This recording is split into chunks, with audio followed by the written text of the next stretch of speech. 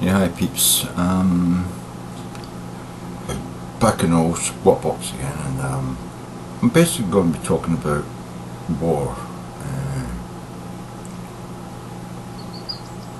Yeah, basically that heroic position that some people find themselves in to defend their nation. That basically is the way that we describe war.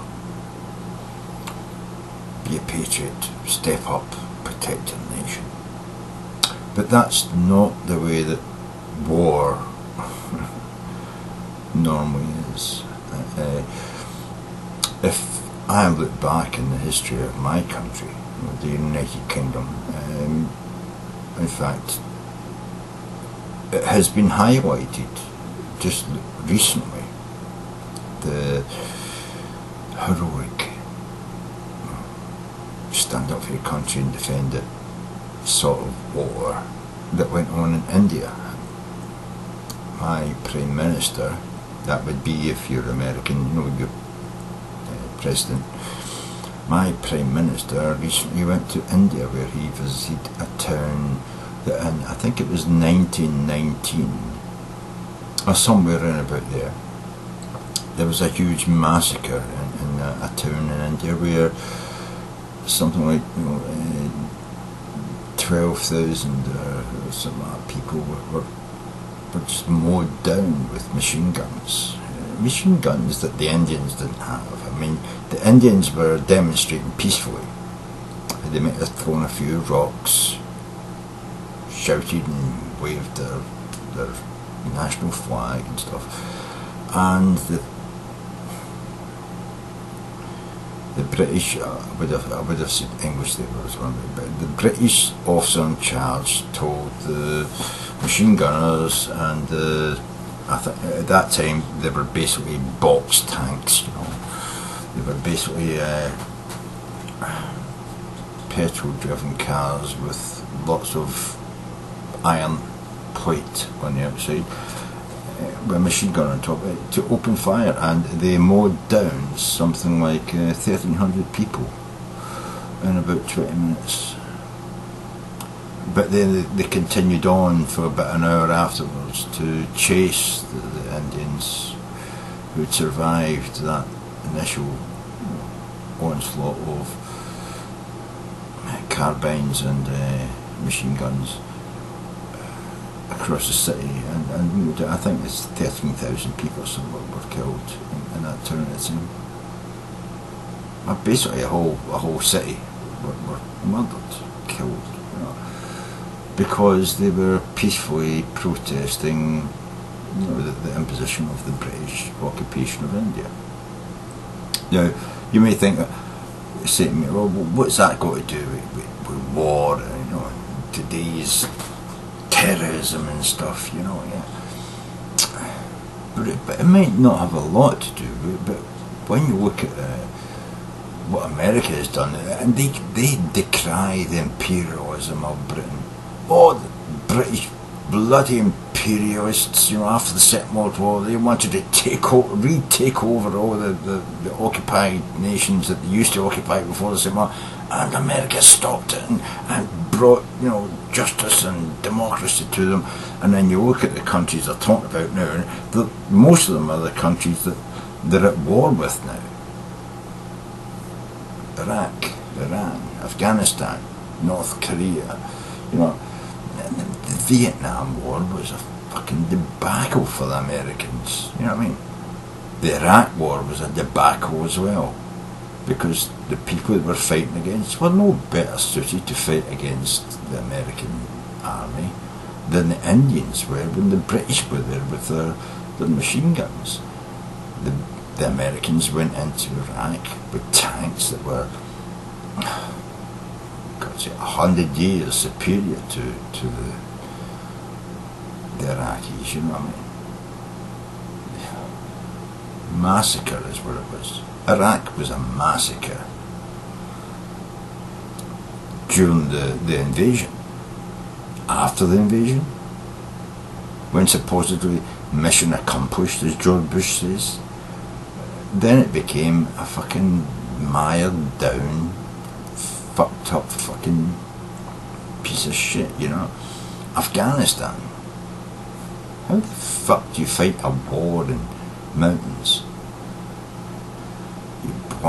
You carpet blanket it with bombs and you murder thousands of fucking, you know, innocent people, you know.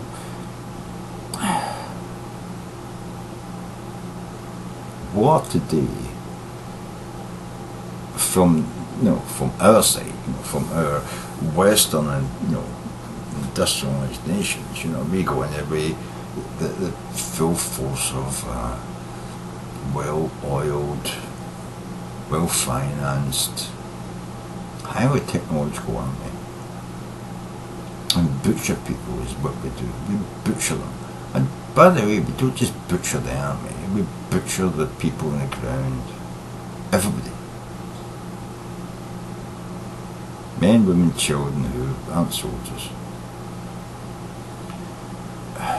Cattle, goats, donkeys, chickens, doesn't fucking matter. Everything dies when we move in. It's not the kind of war that we used to have where it was, you know, one nation's army against another nation's army. That's gone. That's gone. It's completely...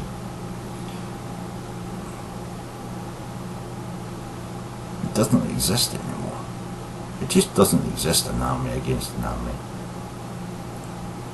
Now basically it's bombs against civilians. Don't care what everybody says about, you know, all we need to, you know, go to war. No, there's no need for war. There's absolutely no need for war. Not in the way that we, you know, carry out war today. I mean, was it a real necessity for Iraq to be invaded by America for the second time under George W. Bush? No, there was no need for it. It was a lie, you know. Was there any need for, you know, Saddam Hussein to be, you know, dragged out with box in hand? No, there wasn't, you know. Was there any need for people to go into Pakistan and bomb from above with drones, you know? A car next to a school where, yeah, you got the car, but you killed 20 kids inside the school. There was no need for any of this, man. War today has become such a political down. You know, it's a political downside to actually going and do these things, and yet we continuously do it from our side in the Western world.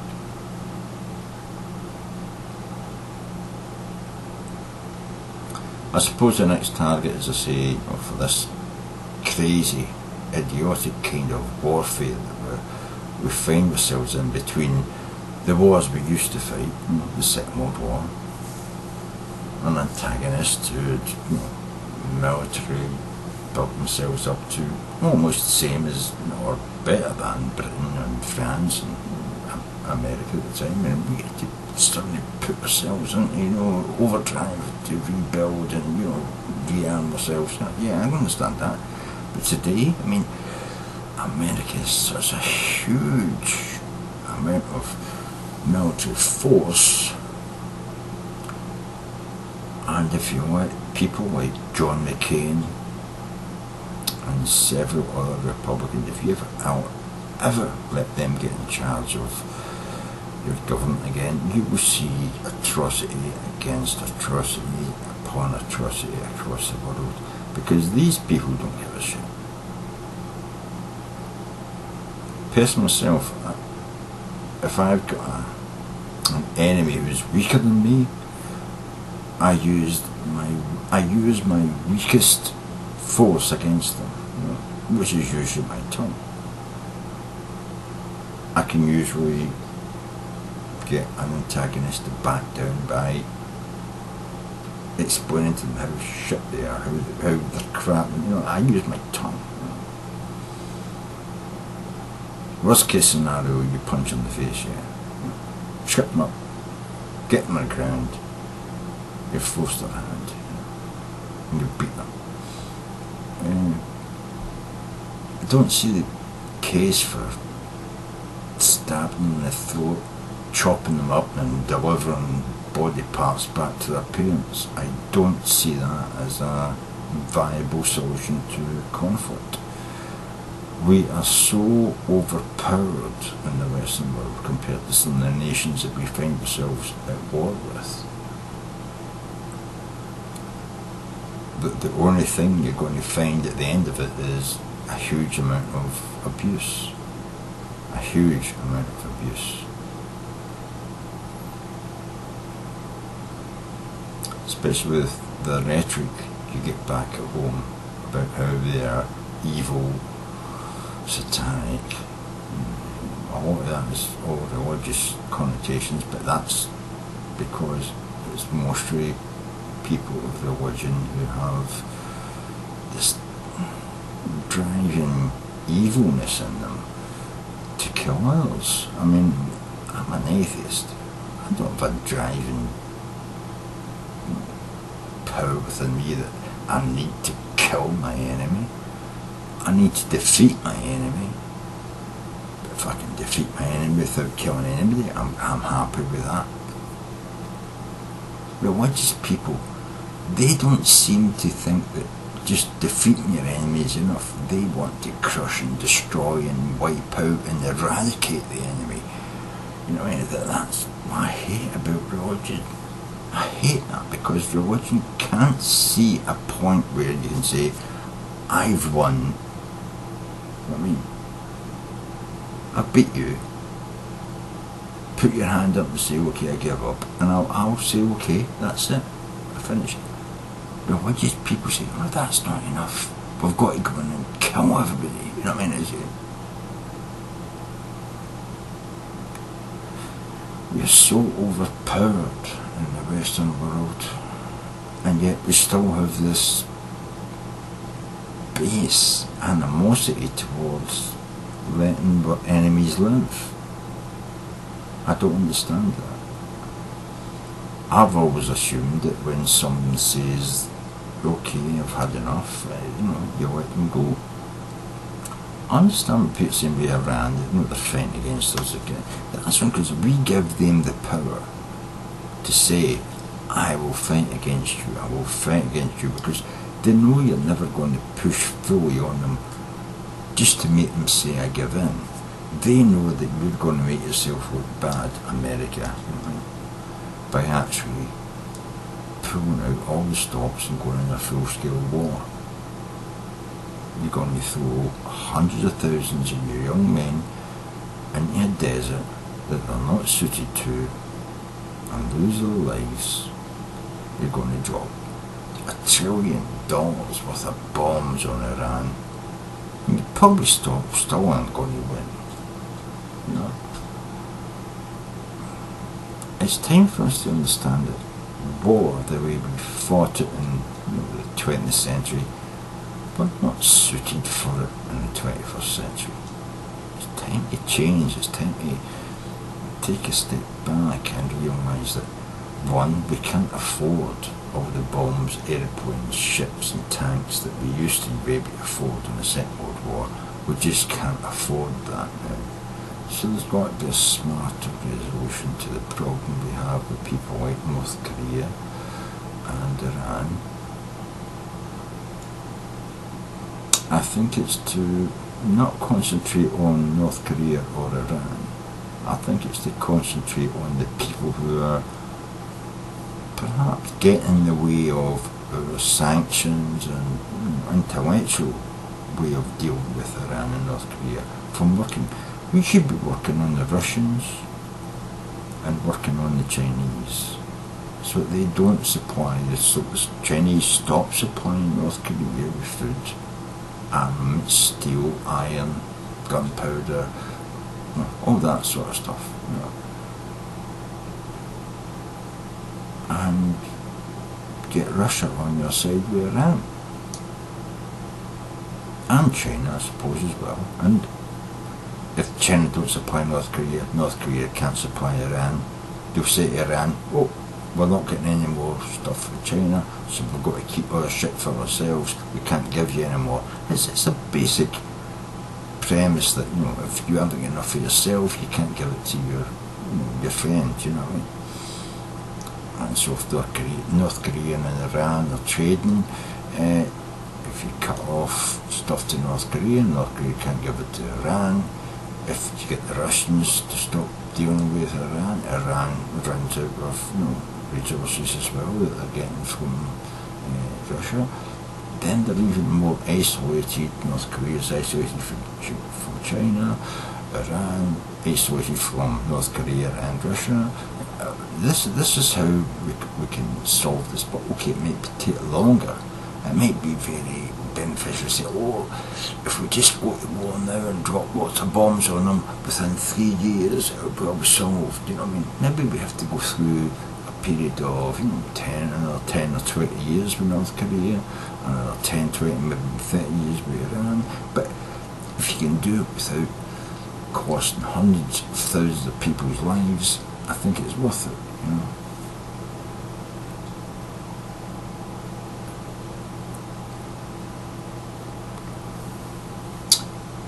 I just don't think that the world can take another Vietnam.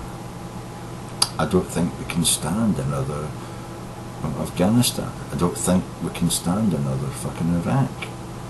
I don't think America can afford it. I don't think Britain can afford it. I don't think Europe can afford it. I don't think the world can afford it. We can no longer afford these crazy, batshit fucking crazy wars that cost us, 10 years worth of gross domestic product, and think that our citizens are going to wholeheartedly jump on the bandwagon and cheer and wave the flag. I think those days are over.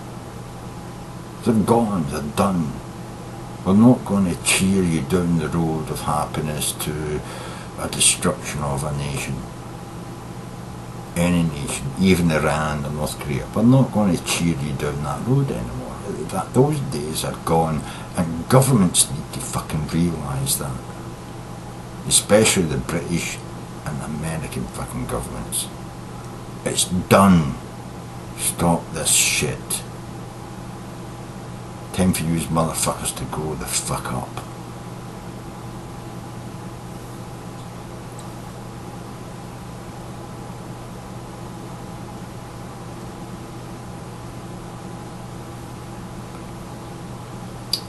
And if people want to go out there and be gung-ho, I want to take a gun and fight somebody else with a gun, well, maybe it's time to bring back the old Roman idea of gladiatorial sports.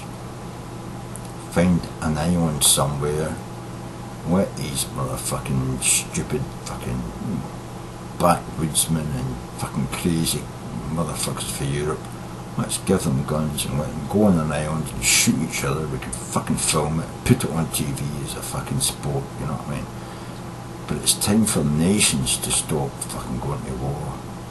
It's time for America and Europe, you know what I mean, to stop thinking that we can control or guide the way the world works. You can't bring democracy to people who don't understand democracy. By the way, half of America don't understand democracy, but you've lived with it for fucking, I don't know, 250, 300 years.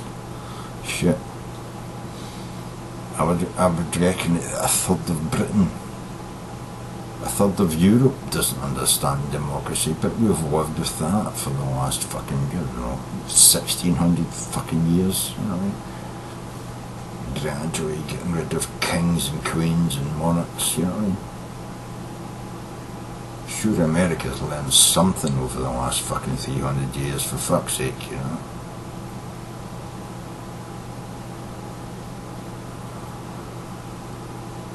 So it's time for us to understand in the West that the reason our economies are fucked up is because we've relied on, I don't know, fucking 18th century economics in a 21st century world. I do believe that the Republican Party in America will become basically a neutral party. They won't have anything to say about the political system over the next, what, 7, 8, 10 years, maybe 15. And I can see very shortly in the United Kingdom that happened to the Conservative Party as well. They will become neutered. They won't be able to even go to the people and say they've got a plan, because the plan will be the same plan that they used and failed over the last 3 years.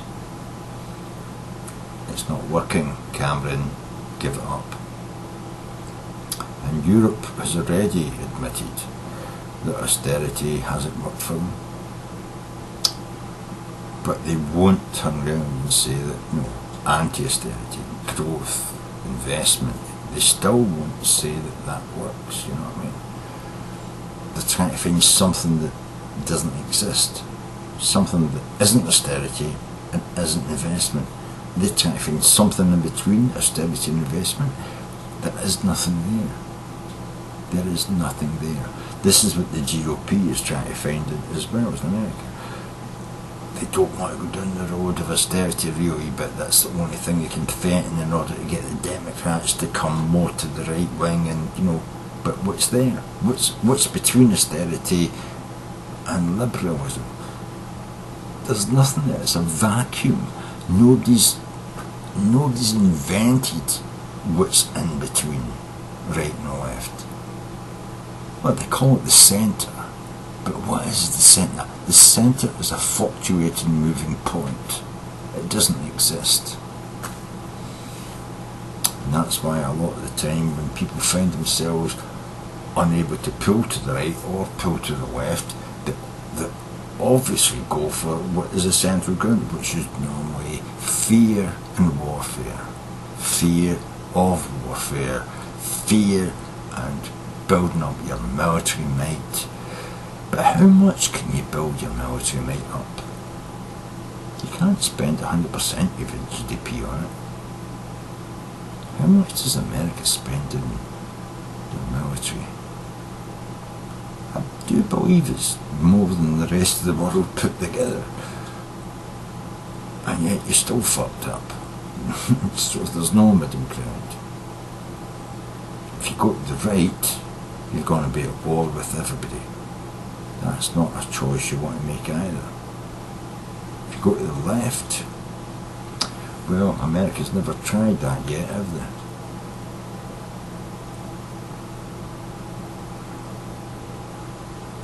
Even left-leaning presidents in America have ended up being more right-wing than Ronald Reagan over the last 2 decades. So you're not doing too well about going to the left. Social capitalism. Bad word. Leaves a horrid taste in the mouth for conservatives. But if you just look at what happened in Europe when they wouldn't go down the road of, you know, liberal democracy, social capitalism, and the conservatives in Britain and in Europe, most of them, not all of them, some of them are fascist bastards, but most of the conservatives in Europe are basically Democrats, if you're in America. I often say that the Labour Party went from being Labour, liberal, to being conservative, middle of the road conservatives, don't get me wrong. But yeah, across the Western nations, we're being pulled further and further to the right, and we need to readjust ourselves. We need to readjust our fucking, you know, oars and change the direction that we're moving in. Otherwise, I see nothing more than the collapse, the total collapse of the democratic system in the Western world, brought upon us by the fucktarded, idiotic,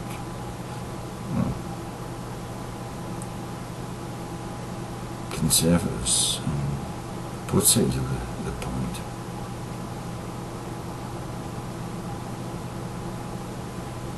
Anyway,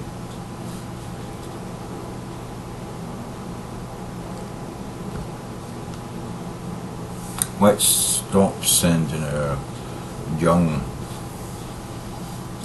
innovative future into deathly places where we will lose them and end up with 60 and 70 and 80-year-olds making a judgment for where the future lies for our society. Let's stop murdering our young. Let's stop murdering the people who are supposed to fill those places when old people die and leave them. Let's regenerate the Western world. Let's regenerate our politics by at least having a generation or two without murdering all our young people.